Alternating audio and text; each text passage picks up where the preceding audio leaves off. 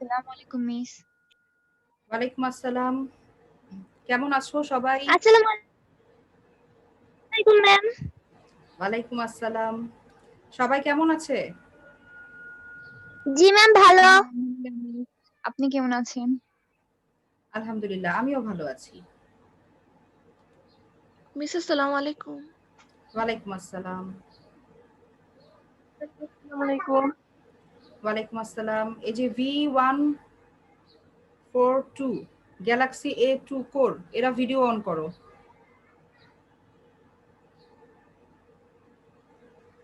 V142 কে তুমি বাবা?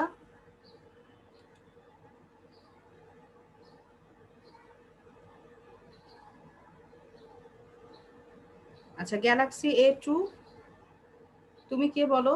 কোন ক্লাস?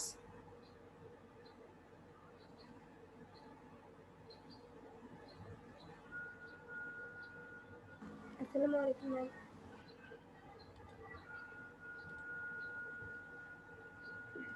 আচ্ছা মেয়েরা, আমরা কি আলোচনা করছিলাম? আমরা এখন আমাদের সিলেবাস যেহেতু শেষ, আমরা আমাদের রিভিশনটা করছিলাম। তো এই রিভিশন কার্যক্রমে আমরা এক এক দিন এক একটি কবিতা নিয়ে আলোচনা করছি। তো আজকে আমরা এরকমই আরেকটি কবিতা নিয়ে আলোচনা করতে যাচ্ছি। গত ক্লাসে আমরা কি পড়েছি দেখি কার মনে আছে? বলো তো, গত ক্লাসে কি পড়া হয়েছিল?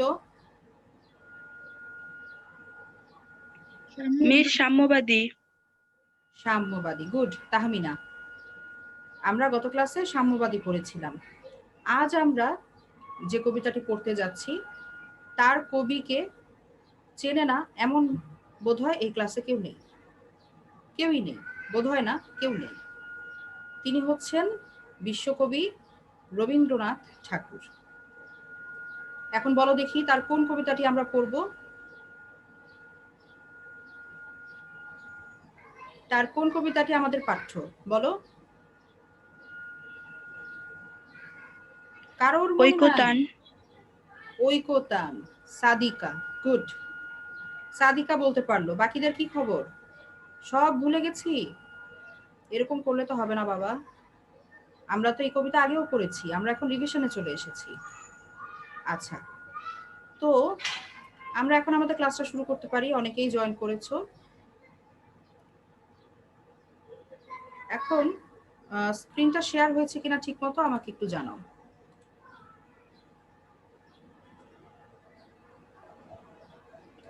জি ম্যাম। ঠিক আছে। তো সবসময় আমি তোমাদের যে কথাটা বলি সেটা হলো যে কোনো কবিতার কবি পরিচিতি এবং পাঠ পরিচিতি সমান গুরুত্বপূর্ণ, কবিতার মতোই গুরুত্বপূর্ণ। কারণ এই দুটো অংশ থেকে বহু নির্বাচনী প্রশ্ন আসে এবং জ্ঞানমূলক প্রশ্ন আসে একদম সরাসরি। এই দুটো প্রশ্ন একদম সরাসরি আসে। বইটুকু যদি তোমরা ভালোভাবে পড়ো তাহলে অবশ্যই সঠিক উত্তর করতে পারবে এবং ফুল মার্কস। সঠিক হলে এখানে নম্বর কাটা যাওয়ার কোনো ব্যাপার নেই। তো এই কারণে কবি পরিচিতি, পাঠ পরিচিতি খুব ভালোভাবে পড়বে। এখন আমরা কবিতার আলোচনায় যাই। আমরা যখন ক্লাস করেছি তখন আমরা কবি পরিচিতি, পাঠ পরিচিতি সবই আলোচনা করেছি। এখন আমাদের যেটা বেশি গুরুত্বপূর্ণ এই মুহূর্তে সেটা হচ্ছে কবিতাটির আলোচনা। রবীন্দ্রনাথ ঠাকুরের যে পরিচিতি সেটা আমাদের বইতে আছে একটু সংক্ষিপ্ত আকারে, যতটুকু তোমাদের জন্য প্রযোজ্য ততটুকু। কিন্তু আমরা জানি রবীন্দ্রনাথ ঠাকুর এমন একজন সাহিত্যিক, শুধু কবি নন তিনি সাহিত্যের প্রায় সব শাখায় যেখানেই তিনি হাত দিয়েছেন সেখানেই তিনি সফল হয়েছেন। একমাত্র মহাকাব্য ছাড়া সাহিত্যের সকল শাখায় তার অবদান অতুলনীয়। তিনি আমাদের এই বাঙালি জাতির গর্ব। তিনি সাহিত্যে নোবেল পুরস্কার অর্জন করেছিলেন। কত সালে দেখি কে বলতে পারে? কত সালে রবীন্দ্রনাথ ঠাকুর নোবেল পুরস্কার অর্জন করেন বলো? 1913। কে বললো? মিস নাজিয়া। আচ্ছা, ভেরি গুড, 1913 সালে। তো এই কবির আহ, অনেক অসাধারণ কবিতা রয়েছে, প্রচুর। কিন্তু তিনি এক সময় যে সমালোচকরা রয়েছেন তাদের একটু সমালোচনার মুখে পড়েছিলেন যে কবির কবিতায়, রবীন্দ্রনাথ ঠাকুরের কবিতায় সমাজের সকল স্তরের মানুষের কথা উঠে আসেনি। আমাদের সমাজে যেমন আহ, বিভিন্ন শ্রেণী রয়েছে, তো কিছু মানুষ আছেন, কিছু পেশাজীবী মানুষ আছেন যারা খেটে খাওয়া মানুষ, কামার কুমার জেলে তাঁতি, এ ধরনের যে মানুষরা যারা একান্তই আমাদের আমাদের যে ভদ্র এবং মার্জিত সমাজ, সেই সমাজের। আচ্ছা, তোমরা কি এই প্রবন্ধটা ক্লাস 10-এ পেয়েছো? উপেক্ষিত শক্তির উদ্বোধন তোমাদের সিলেবাসে ছিল না? জি মিস ছিল। আচ্ছা, তো জি সেই মিস। প্রবন্ধটা ছিল কাজী নজরুল ইসলামের। তিনি সেই উপেক্ষিত শক্তির উদ্বোধন প্রবন্ধে যেই শ্রেণীটার কথা বলেছিলেন যে ভদ্র সম্প্রদায়, শিক্ষিত সম্প্রদায়, তথাকথিত উঁচু অভিজাত সমাজ, তারা যে মানুষগুলোকে অবহেলা অবজ্ঞার চোখে দেখে, অথচ যাদের অবদান ছাড়া এই সমাজ অচল, তাদের নিয়ে কাজী নজরুল ইসলাম লিখেছিলেন উপেক্ষিত শক্তির উদ্বোধন, এই প্রবন্ধটি। তো এই যে উপেক্ষিত মানুষ, অথচ আমাদের সমাজের একটা বিরাট অংশ তারা, এবং তাদের অবদান আমাদের সমাজে প্রচুর। তো এরকম যে মানুষরা রয়েছেন, সেই মানুষদের কথা খুব গভীরভাবে, অতটা বেশি, অতটা উল্লেখযোগ্য হারে রবীন্দ্রনাথ ঠাকুরের কবিতায় পাওয়া যায়নি। এ কারণে তিনি কিছু সমালোচনা শুনতে হয়েছে তাকে। তো এই যে ঐকতান কবিতাটি, এই কবিতাটিতে কবি আত্মসমালোচনা করেছেন। তিনি বলেছেন এই প্রেক্ষাপটে কেন তার কবিতায় ওভাবে এইসব মানুষের কথা তেমন ভাবে উঠে আসেনি। তো তার যে একটা আত্মসমালোচনামূলক কবিতা ঐকতান, সেই কবিতাটি আজ আমরা আলোচনা করব। তো প্রথমে একটু পড়ে নিই আমরা ঐকতান। এখন কি দেখতে সুবিধা হচ্ছে, একটু বলো তো? আচ্ছা। জি মিস। জি ম্যাম। বিপুলা এ পৃথিবীর কতটুকু জানি, দেশে দেশে কত না নগর রাজধানী, মানুষের কত কীর্তি, কত নদী গিরি সিন্ধু মরু, কত না অজানা জীব, কত না অপরিচিত তরু, রয়ে গেল অগোচরে। মেয়েরা, তোমরা একটু বান্ধবীদের বলে দিও, এখন যারা জয়েন করছো তোমরা আহ, একটু টাইমলি ক্লাসে জয়েন করার চেষ্টা করবে। ক্লাস শুরু হয়েছে প্রায় 8 মিনিট। এখন এই যে অনেককে অ্যাডমিট করতে হচ্ছে, তো আমাদের পড়ায় একটা বাধা আসে। তো একটু চেষ্টা করবে সময় মতো ক্লাসে অ্যাডমিট হয়ে যেতে। আচ্ছা, যেটা পড়লাম, বিপুলায় পৃথিবীর কতটুকু জানি। বিপুল অর্থ বৃহৎ, বিশাল। কবি এখানে নারীবাচক হিসেবে বিপুলা বলেছেন, কিন্তু অর্থ একই। বিশাল এ পৃথিবীর কতটুকু জানি। আমাদের যে বিশ্ব চরাচর, আমাদের যে পৃথিবী, এই পৃথিবীর সবটুকু কি আমরা জানি? অবশ্যই জানি না। পৃথিবীর কথা না হয় আমরা বাদই দিলাম, এই যে আমাদের দেশ, আমাদের বাংলাদেশ খুব ছোট আয়তনের দিক থেকে, অনেক দেশের তুলনায় বেশ ছোট একটা দেশ। কিন্তু এই দেশের সব জায়গা কি আমরা দেখেছি? সবকিছুই কি আমরা জানি? জানি না। তো কবি বলছেন এই যে বিপুল এই পৃথিবী, বিপুলা এই পৃথিবীর কতটুকু জানি।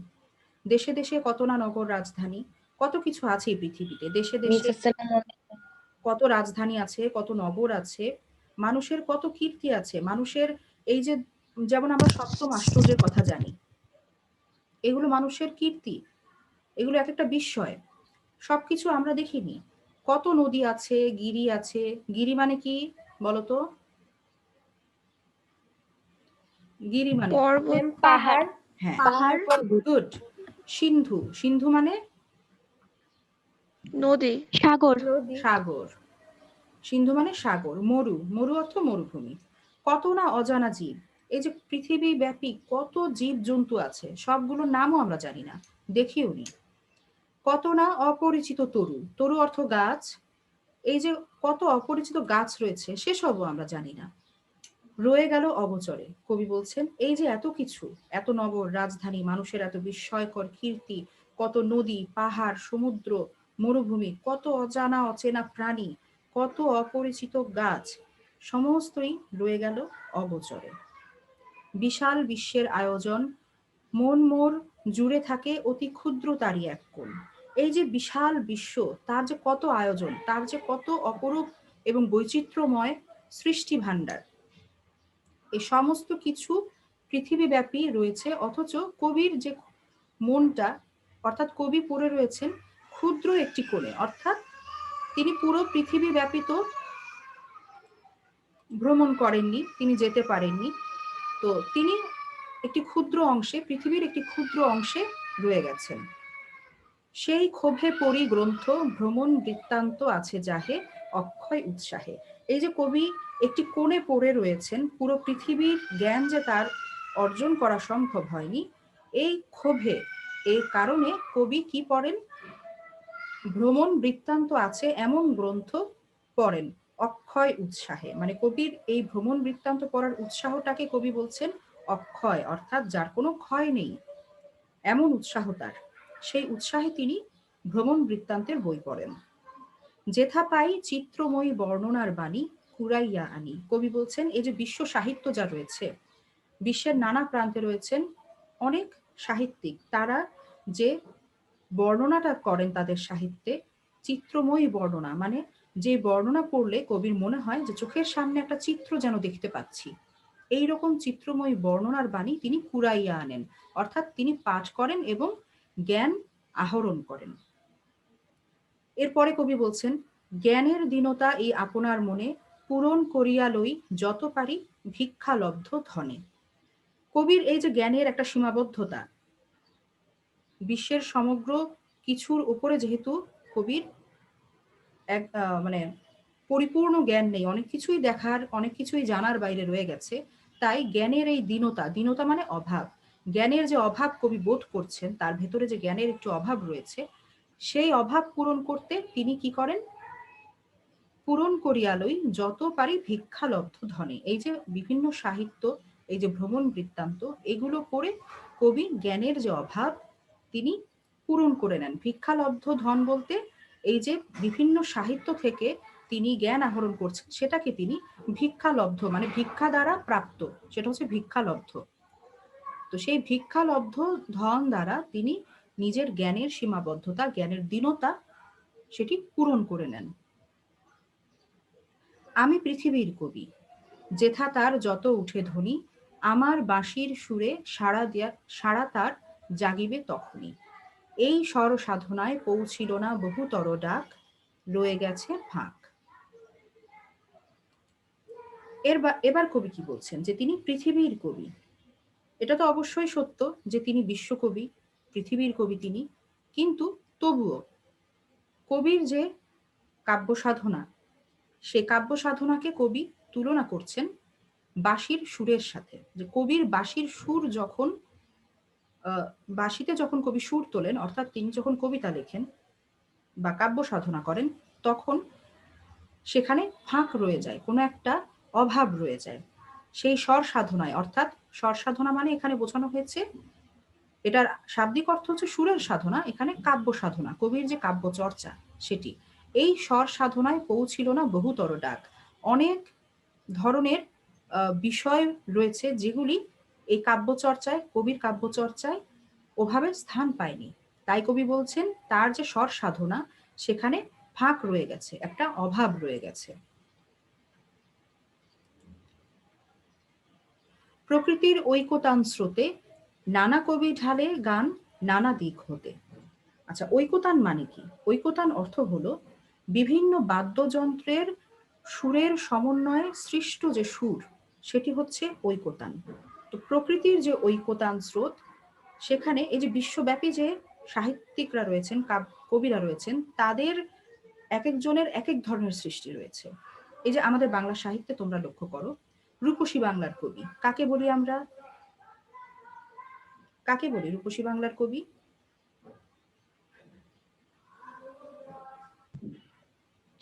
জসীমউদ্দিন। না, তিনি পল্লী কবি। রূপসী বাংলার কবি হচ্ছেন জীবনানন্দ দাশ। বিদ্রোহী কবি কাকে বলি?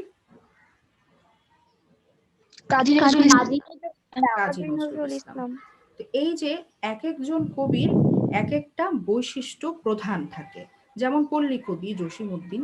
জসীমউদ্দিনের কবিতায় আমাদের গ্রাম বাংলার যে অপরূপ চিত্র মানে ফুটে ওঠে, সে কারণে তাকে অভিহিত করা হয় পল্লী কবি হিসেবে। তার কবিতায় গ্রাম বাংলা বা পল্লীটাই বেশি গুরুত্ব পেয়েছে। আবার বিদ্রোহী কবি নজরুলের কবিতায় কি পেয়েছি আমরা? বিদ্রোহর সন্ধান পেয়েছি। যত অন্যায় অবিচার আছে সমস্ত কিছুর বিরুদ্ধে বিদ্রোহ ঘোষণা করেছেন কবি, তাই তাকে আমরা বিদ্রোহী কবি বলি।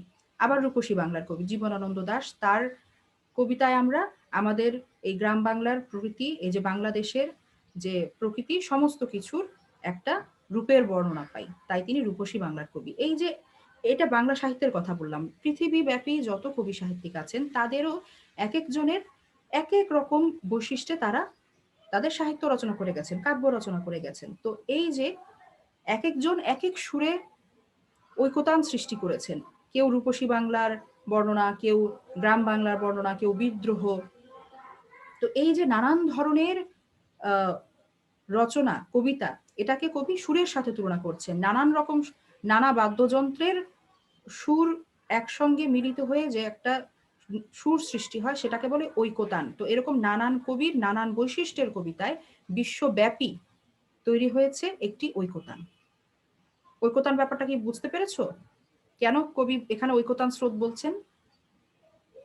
কি অর্থে বুঝিয়েছেন ঐকতান? সবাই কি বুঝতে পেরেছো? জি মিস।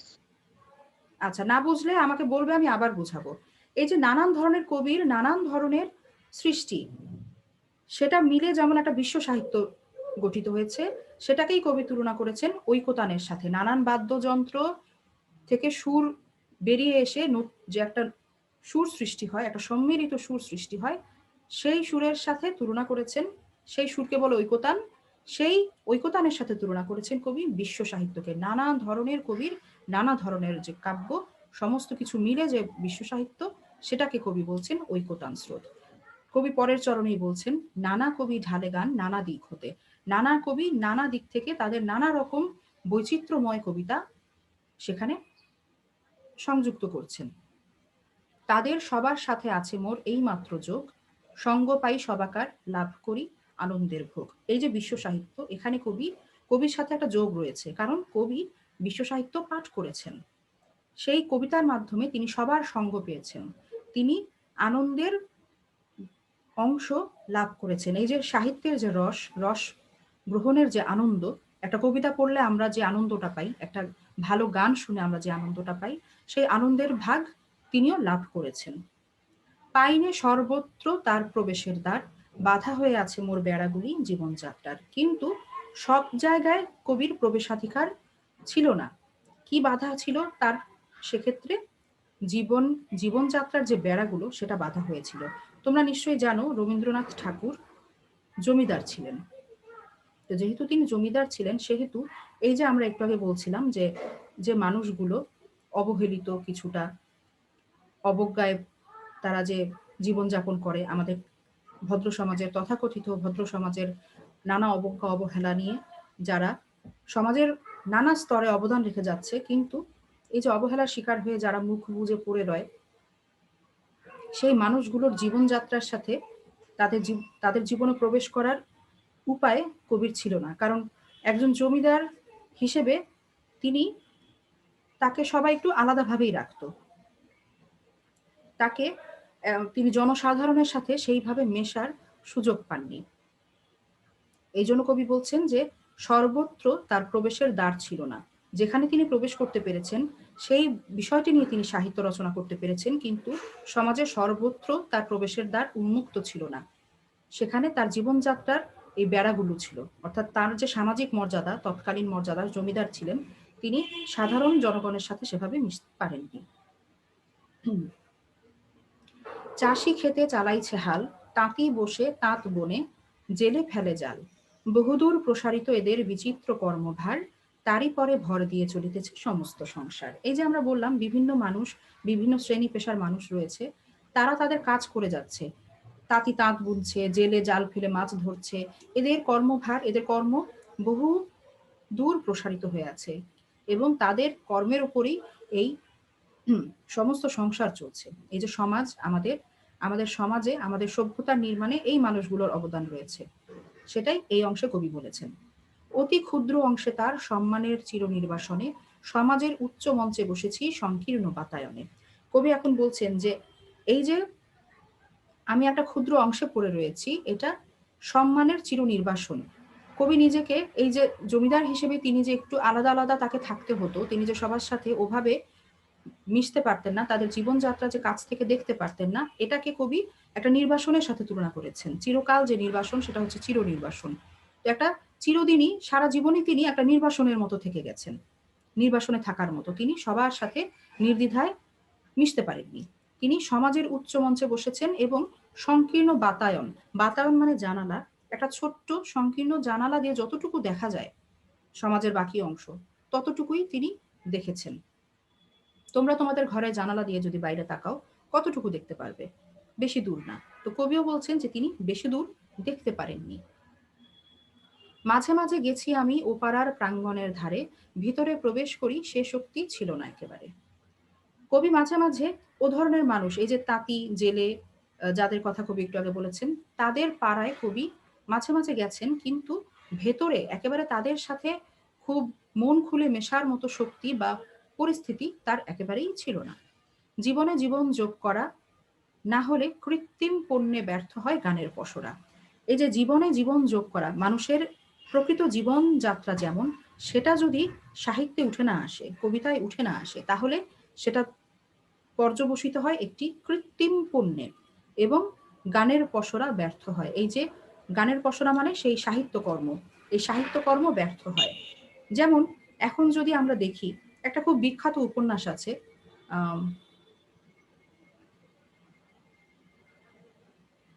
মেয়েরা তোমরা কি শুনতে পাচ্ছ আমাকে? একটু বলো তো। জি মিস। জি ম্যাম। আচ্ছা আচ্ছা, ঠিক আছে। আমার এখানে নেটওয়ার্কটা একটু আনস্টেবল দেখাচ্ছিল। শুনতে পেয়েছো সবকিছু? জি মিস। ঠিক আছে। তো এই যে যেমন একটা উপন্যাসের কথা মনে পড়ছে আমার এই মুহূর্তে, পদ্মা নদীর মাঝি।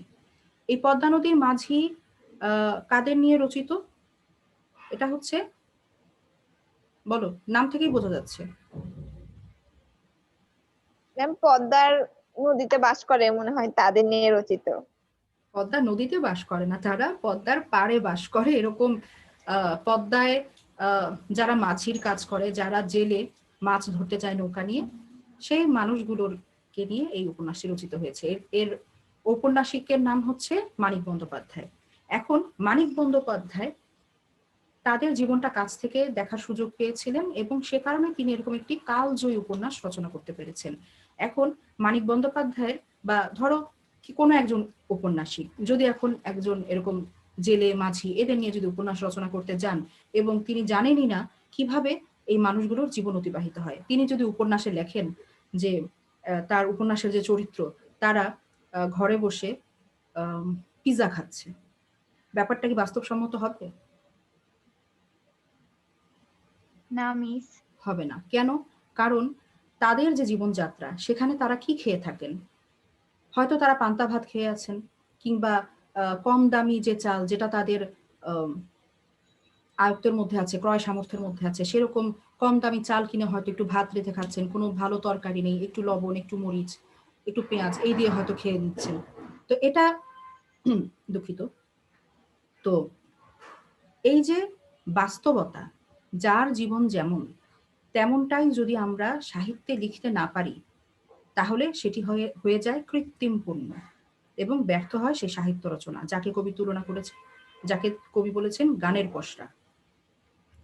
তো এই যে কবি দেখতে পাননি এই ধরনের মানুষের জীবন, একদম কাছ থেকে যে দেখতে পাননি, এই যে তার জ্ঞানের অভাব রয়েছে, যে অভাবের কথা একটু আগে তিনি বলেছেন, জ্ঞানের দীনতা।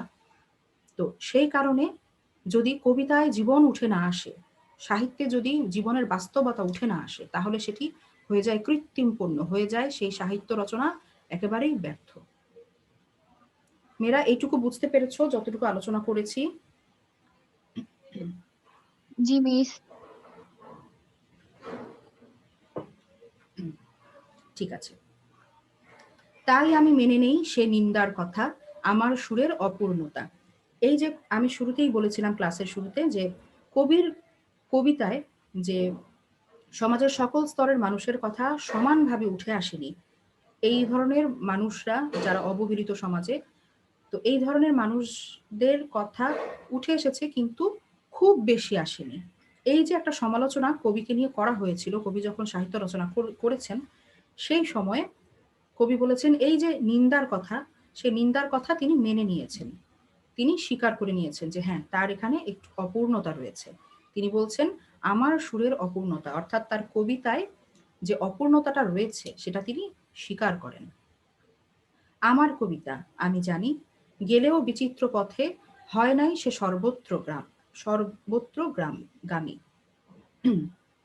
আচ্ছা, কবি কি বলছেন যে কবির কবিতা তিনি নিজেই জানেন যে বিচিত্র পথে গিয়েছে, বিচিত্র বিষয় নিয়ে কবি কবিতা লিখেছেন, কিন্তু সেই কবিতা সর্বত্রগামী হয়নি। অর্থাৎ যতগুলো সর্বত্রগামী মানে সব দিকে যে গমন করে, কবির কবিতা তো সব দিকে গমন করেনি, দু একটা জায়গায় কবির অপূর্ণতা রয়েছে। এই কারণে কবি বলছেন যে বিচিত্র বিষয় নিয়ে আমার কবিতা আছে, বিচিত্র পথে গেলেও সে সব পথে যায়নি, সর্বত্রগামী হয়নি। কৃষকের জীবনের শরিক যেজন, কর্মে ও কথায় সত্য আত্মীয়তা করেছে অর্জন, যে আছে মাটির কাছাকাছি, সে কবির বাণী লাগি কান পেতে আছি। কবি এখন বলছেন যে কৃষকের জীবনের সাথে যার শরিক রয়েছে, শরিক মানে অংশীদারিত্ব, এখানে কবি বোঝাতে চেয়েছেন সম্পৃক্ততা। ধরো এই যে কৃষাণের জীবনের সাথে যার জানাশোনা আছে, সম্পৃক্ততা আছে, যার লেখায় এই বাস্তবতাগুলো উঠে আসে, আত্মীয়তা করেছে অর্জন, অর্থাৎ একটা সংযোগ বুঝিয়েছেন কবি। এই যে সংযোগ রয়েছে এই সব মানুষের সাথে, যে মানুষের, এবং সে যখন কবিতা লিখছে যে আছে মাটির কাছাকাছি, অর্থাৎ এই যে মাটির কাছাকাছি মানে এই ধরনের মানুষের কাছাকাছি, যারা কৃষক, শ্রমিক, তাঁতি, জেলে, কামার, কুমোর, এদের কাছাকাছি যারা আছে, সেই কবির, সেই রকম একজন কবির বাণী লাগি মানে কবিতার জন্য কান পেতে আছি। কবি অধীর আগ্রহে আছেন যে এই ধরনের একজন কবির কবিতা পড়ার জন্য তিনি কান পেতে রয়েছেন, অর্থাৎ আগ্রহে অপেক্ষা করেছেন। এসো কবি অখ্যাত জনের নির্বাক মনের, মর্মের বেদনা যত করিয়া উদ্ধার। কবি আহ্বান করছেন যে এই ধরনের মানুষ যাদের এই মাটির কাছাকাছি, অর্থাৎ মাটির যে মানুষেরা, এইসব শ্রমজীবী মানুষেরা, তাদের সাথে যাদের যে কবির আত্মীয়তা রয়েছে বা সম্পর্ক রয়েছে, চেনা জানা রয়েছে, সেই রকম অখ্যাত জনের নির্বাক মনের, এই মানুষগুলোর নিজেদের কথা নিজেরা বলতে পারে না। এই যাদের কথা আমরা বললাম, যারা এই যে শ্রমজীবী মানুষ, এরা এরা নিজেদের কথা, মনের কথা নিজেরা ভালোভাবে বলতে পারে না, তাই কবি তাদের নির্বাক বলেছেন, এই মনটা তাদের নির্বাক হয়ে আছে। এরকম অখ্যাত জনের নির্বাক মনের কবিতা নিয়ে যেন কোনো একজন কবি উঠে আসেন, এই সব মানুষের মর্মের বেদনা, মর্ম মানে মন, মনের যে বেদনা সেগুলো উদ্ধার করে যেন তিনি কবিতায় উপস্থাপন করেন, এমন কবির কবিতা কবি শুনতে চাচ্ছেন। প্রাণহীন এদেশেতে গানহীন যেথা চারিধার, অবজ্ঞার তাপে শুষ্ক নিরানন্দ সেই মরুভূমি, রসে পূর্ণ করি দাও তুমি। কবিকে আহ্বান করে বলছেন রবীন্দ্রনাথ যে এই যে প্রাণহীন এই দেশ, দেশ মানে এই যেই পরিবেশে ওরা থাকেন, এই নির্বাক মানুষেরা যাদের মনে অনেক বেদনা, সেখানে তো প্রাণহীন, তারা শুধু জীবনটা টিকিয়ে রাখার জন্য কোনো মতে জীবিকা নির্বাহ করে বেঁচে আছেন। তাদের যে গান, প্রাণহীন দেশ, যেখানে গানহীন চারিধার, চারিদিকে কোনো গান নেই, কোনো আনন্দ নেই, সেখানে যারা অবজ্ঞার তাপে শুষ্ক, সেই নিরানন্দ মরুভূমি, সেই মরুভূমি রসে পূর্ণ করে দাও তুমি। কবিতার রসে তুমি সেই মরুভূমিকে পূর্ণ করে দাও। অন্তরে যে উৎস তার আছে আপনারই, তাই তুমি দাও তো উদবাড়ি। অন্তরে যে রস রয়েছে, সাহিত্যের যে রস, সেটি তুমি উন্মুক্ত করে দাও, প্রকাশ করে দাও। উদবাড়ি অর্থ উন্মুক্ত করে দাও বা উপরের দিকে প্রকাশ করা, উদবাড়ি। সাহিত্যের ঐকতান সঙ্গীত সভায় একতারা যাহাদের, তারাও সম্মান যেন পায়। সাহিত্যের যে ঐকতান সভা, বিশ্ব সাহিত্যের যে সভা, সেখানে যেন যাদের একতারা আছে, অর্থাৎ যারা এই যে বাউল, যারা যে ধরনের এ ধরনের যে সাহিত্য যারা রচনা করেন, তাদেরও যেন সম্মানটা বজায় থাকে। মুখ যারা দুঃখে সুখে, নতশির স্তব্ধ যারা বিশ্বের সম্মুখে, ওগো গুণী, কাছে থেকে দূরে যারা তাহাদের বাণী যেন শুনি। এই যে নানান দুঃখ সুখ, দুঃখের শোকে, 1 মিনিট, এখন আবার কে যেন অ্যাডমিট হতে চাচ্ছে।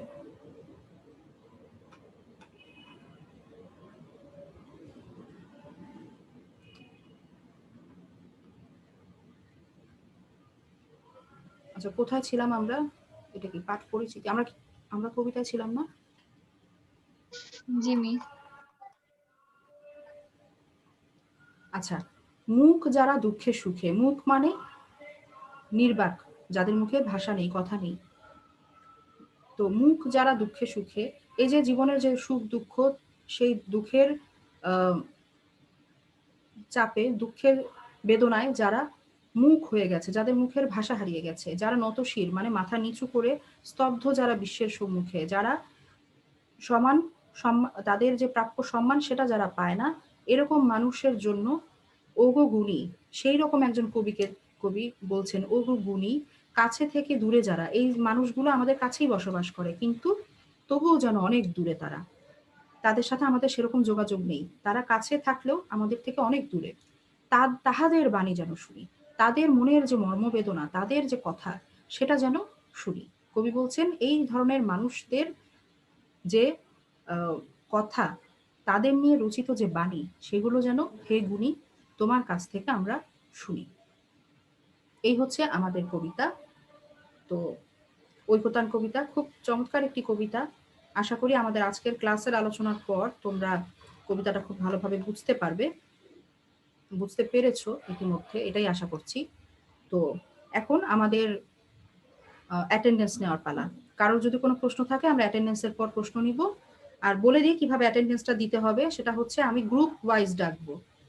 এক গ্রুপ যখন ডাকবো তখন সেই গ্রুপের মেয়েরা অ্যাটেন্ডেন্স দিবে, তারপর আরেক গ্রুপ, এইভাবে। না হলে হয় কি, এই যে তোমরা এখানে অনেক স্টুডেন্ট আজকে ক্লাসে আছো 46, তো রেকর্ড রাখতে সমস্যা হয়ে যায়, তাই ইনস্ট্রাকশনটা একটু ভালোভাবে ফলো করবে। প্রথমে যে গ্রুপ ডাকবো সেই গ্রুপের মেয়েরা দিবে, অন্য গ্রুপের মেয়েরা দিও না। আমি এখন ওপেন করে দিচ্ছি। প্রথমে দিবে হিউম্যানিটিজ, হিউম্যানিটিজের মেয়েরা অ্যাটেন্ডেন্স দাও।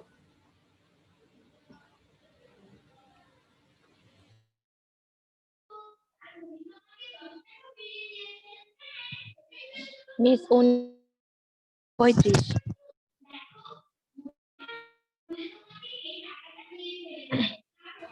কেউ কিছু বলছো? মিস 19 135।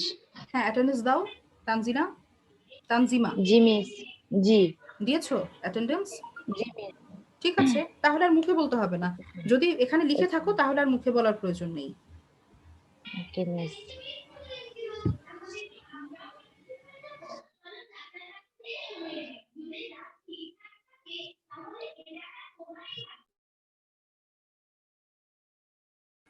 হিউম্যানিটিজ শেষ, কেউ বাকি আছে?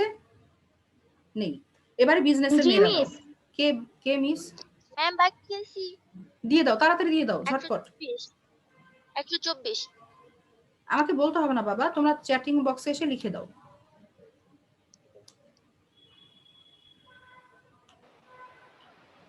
সায়েন্স কমার্স ওরাও তো প্রেজেন্ট দিচ্ছে। শুনতে পাচ্ছি না, বলো। সায়েন্স কমার্সের দুটো মেয়ে ম্যাম প্রেজেন্ট দিচ্ছে। না বাবা, সায়েন্সের মেয়েরা দিও না এখন, তোমাদের তো ডাকিনি। এভাবে তোমরা যদি মানে মিক্স আপ করে ফেলো তাহলে আমাদের জন্য খুব অসুবিধা হয়ে যায়। যখন যাকে ডাকবো সে দিবে, সেই গ্রুপের মেয়েরা দিবে।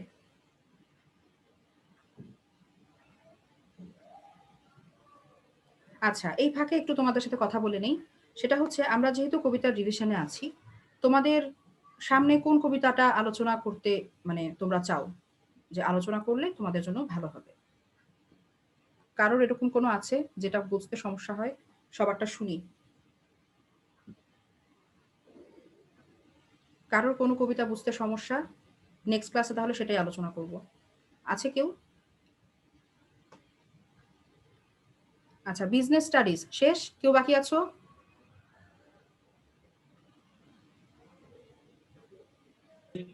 মিস বলো। তাহারে পরে মনে এই কবিতাটা একটু আলোচনা করলে ভালো হতো মিস। আচ্ছা, তানজিমা বলছো? জি মিস। ঠিক আছে, তাহলে তাহারই পরে মনে মিস ইনশাল্লাহ আগামী ক্লাস। মিস আমি কিংবদন্তির কথা বলছি, এটা বুঝালে ভালো হতো। আচ্ছা ঠিক আছে, এটার ক্লাস তো আমি নিয়েছি, ইউটিউবেও আছে, একবার মিস দেখে নিও। আমার রক্তে অনাদি অস্ত্র, এই কবিতাটা একটু বুঝাইলে ভালো হতো। সেই অস্ত্র? হ্যাঁ মিস, আমার রক্তে অনাদি অস্থি। রক্তে আমার অনাদি অস্থি, এটা? হ্যাঁ মিস, হ্যাঁ মিস। ঠিক আছে, এগুলো আমি মিস পড়িয়েছি এর আগেও। 115 দিচ্ছে। ঠিক আছে, সবই ইনশাল্লাহ পড়া হবে, তবে নেক্সট ক্লাসে আমরা তাহারই পরে মনে আলোচনা করছি, একের পর এক সব মিস আলোচনা করছি। 115। হ্যাঁ 115 দাওনি তুমি? 115 মিস দিয়ে দাও। 115। হ্যাঁ তোমারটা তো এসেছে বাবা, এই যে সুলতানা জাহান সিমি দেখতে পাচ্ছি আমি 115। এবার সায়েন্সের 115 মেয়েরা আসো। প্রেজেন্টটা দিচ্ছেন, প্রেজেন্টটা। হ্যাঁ কি বলছো সুলতানা? 115 প্রেজেন্টটা দিই নাই, নেট ছিল না তো, তাই এখন জয়েন্ট হয়েছি। আচ্ছা ঠিক আছে, সায়েন্সের মেয়েরা দিয়ে দাও।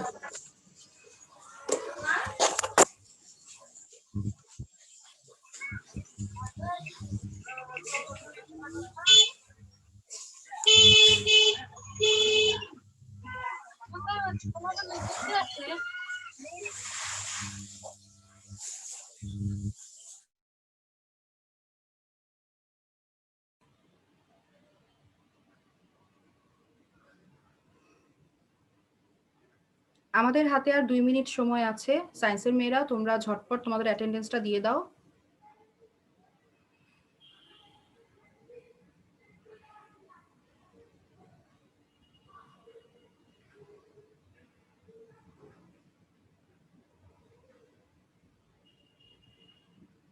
মিস এখানে কি ফার্স্ট ইয়ারের মেয়েরাও ক্লাস করছে নাকি? না তো, কেন? মিস দেখলাম তো একজনকে। তাই? ও কি এখনো আছে? কেউ আছো জি ফার্স্ট মিস। ইয়ার? ভুলে ঢুকে টুম্পা পড়েছো আক্তার। নাকি?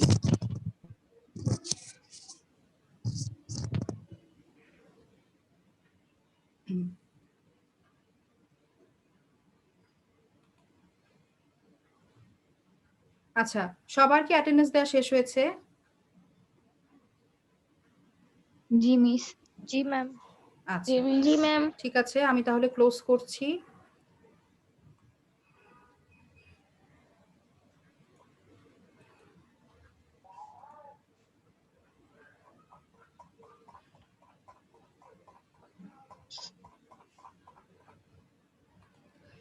আচ্ছা, তো আমাদের আজকের ক্লাসে সময় একেবারেই শেষ, কয়েক সেকেন্ড বাকি আছে।